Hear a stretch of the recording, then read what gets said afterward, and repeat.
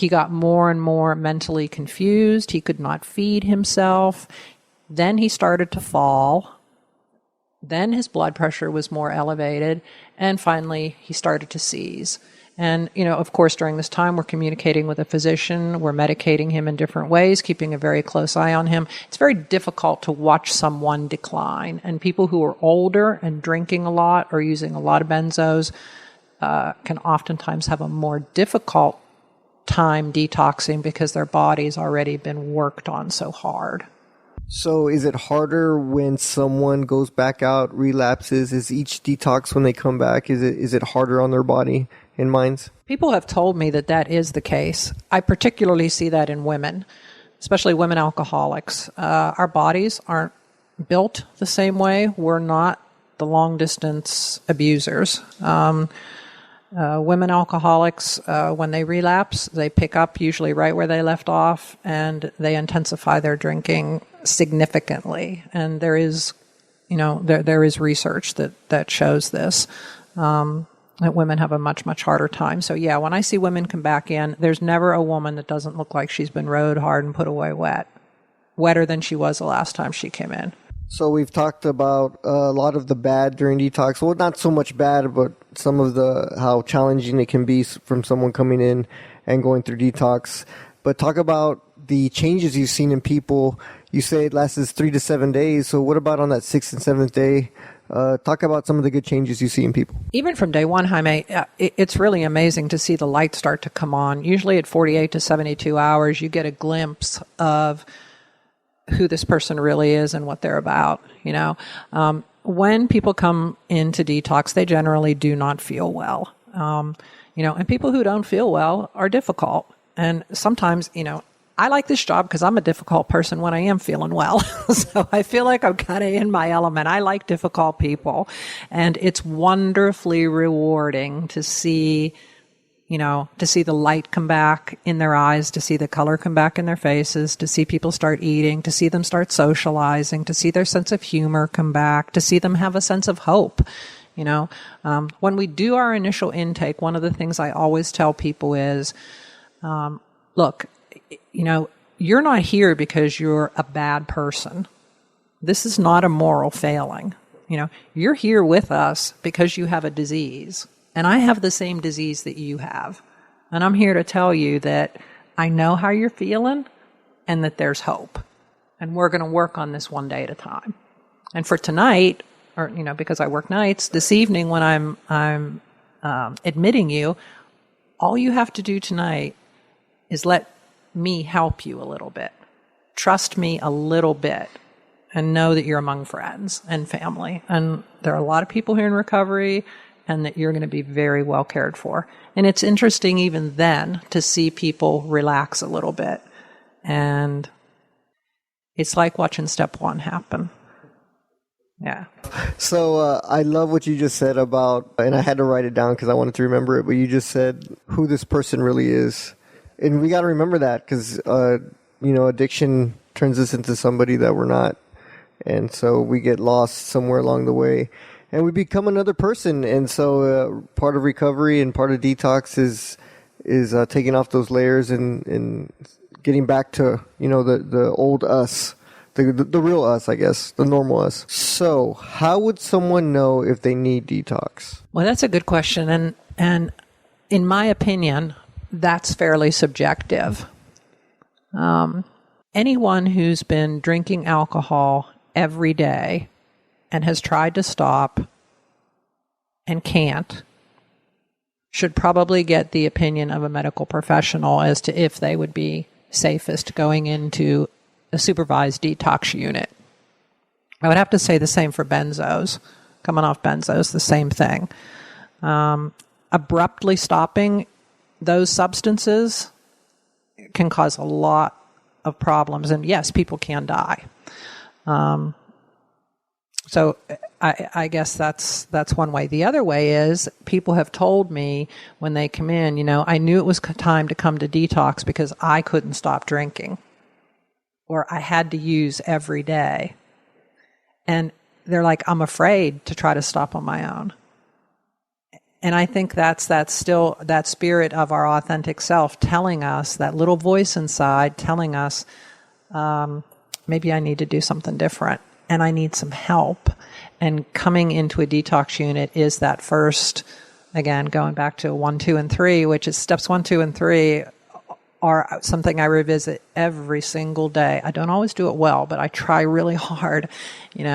I think that's the most humbling example of someone putting, 1 into action, or even step 0. I can't do this anymore. I cannot do this anymore. I'm done. I don't know how to be done. So I know that this place exists and I need to get there. I like that. Step 0.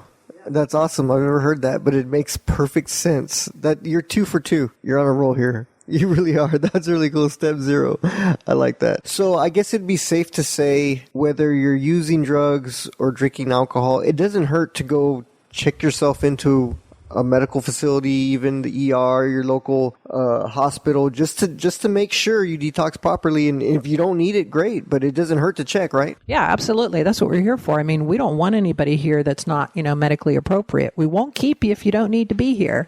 But if you want to be here and we're concerned about how much you've been using and how long you've been using it and how you're looking and feeling today, then better safe than sorry. Because, each person we get through this process has the opportunity to take what their experience has been out into the world and reach out to another alcoholic or addict, Yeah. Sharing our story, right? That's how it works. Okay, so let me ask you. Okay, so as a nurse in recovery, hold on. As a nurse in recovery, what does working in detox do for your personal program? Oh, wow. So I think the best thing is the major thing. I don't want to say the best thing. The major thing that working here has done for my recovery is it's made my recovery come alive. Okay. And I guess if you don't know me, this might not make a whole lot of sense, but I'm really shy. And like a lot of times out in the world, I don't feel super confident or super connected because I'm not good at small talk.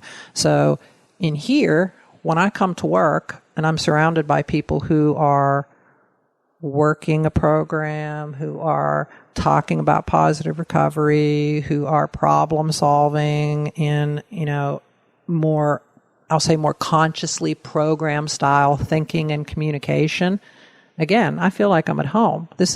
This feeds me. This is like my happy place, and it's such a good fit. So for my recovery, what it does is it's a constant reminder. And for this alcoholic who has difficulty at times with being humble, with feeling terminally unique, with maybe feeling better than and being judgmental, I get reminded a lot and in really subtle and gentle ways. And I hear messages here that I don't hear in other environments, like with normies. I just don't hear them, and I don't feel attracted to that. Every night when my clients come to the window for their meds, I try to check in. How was your day? What's going on? If somebody looks different physically, mentally, emotionally than they did the day before, I try to gently probe that and see what's going on, and I try to always be hopeful and positive. I acknowledge what's going on. I try to reframe it. I try to use the tools of my program is what I'm saying, So it's constantly reaching into that toolbox that I have. So what this does for me is I get new tools from you, from Renee, from the girls, from other people that work here. I get them from clients all the time. I had a young man tell me the other night, "You're so hard on yourself, Kit." He goes, "Remember, it's the spirit of excellence, not perfection." Now, that's a gift. I added that to my toolbox. He's right. We do what we do. We take things on. Let me speak for me. I take things on rather than with, this is going to be perfect, with, I'm going to undertake this task with a spirit of excellence in my mind. What if I strive to be the best God wants me to be rather than just be mediocre? And then not beat myself up if I fall a little short. Maybe that's where God wanted me that day, so I could stay humble and learn some more. And that's what this job does for me, plus I like working nights. I like the night. I like that we're up at 3:40 talking about this stuff, and the rest of the world's pretty much sleeping. We get a chance to go out and look at the stars and think and kind of review our day constructively. All that's good for my soul. This job it does definitely help keep me sober and right-sized. Cool. That was a really cool answer, and I think you probably already answered this next question, but I'm gonna put the pressure on you. So, name one thing in your daily recovery that you use to keep sober. One word is gratitude. When I wake up, the first thing I think of is I say in my mind, thank you, God, for keeping me sober another day and allowing me to go someplace where I can be of service. Kit, thanks a lot. That was an awesome interview. I appreciate you taking the time to talk a little bit about detox and the kind of work you do and a little bit of your background. I'm sure a lot of people are going to get a lot of good stuff out of this interview. So I appreciate it and hope to interview you again. That'd be awesome, Jaime. Thanks a lot. If y'all have any questions, just shoot them off and I'll answer them as best I can. Thanks.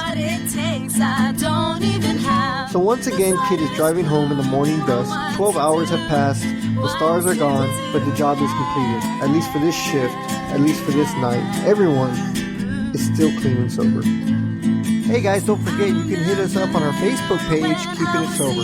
If you ever want to reach the show, you can reach us at jvmedia@smartbroadcast.org. You can hit me up on Twitter at Keeping It Sober, Instagram at Keeping It Sober. Go visit our website at keepingitsober.org. Have a great day. Talk to you later. Bye. The Keeping It Sober podcast, episode 17, was created by Jaime Valdez. Music by Cheyenne and Tuesday. Voiceover by Pam Valdez. Mixed and edited by Jaime Valdez. Produced and published by JV Media and smartbroadcast.org. Special thanks to Nurse Kit, Jaime Valdez, Pam Valdez, Kenny Boy, and everybody holding it down at the South Texas Detox Unit. Mic check 1 2 3. Mic check 1 2 3. You're listening to Keeping It Sober podcast, episode 17. Take 1. Hopefully that's all the takes. So we're gonna start off so we can get comfortable with each other. So by the way, this will probably be edited in the front. So let's see. Well, I'm not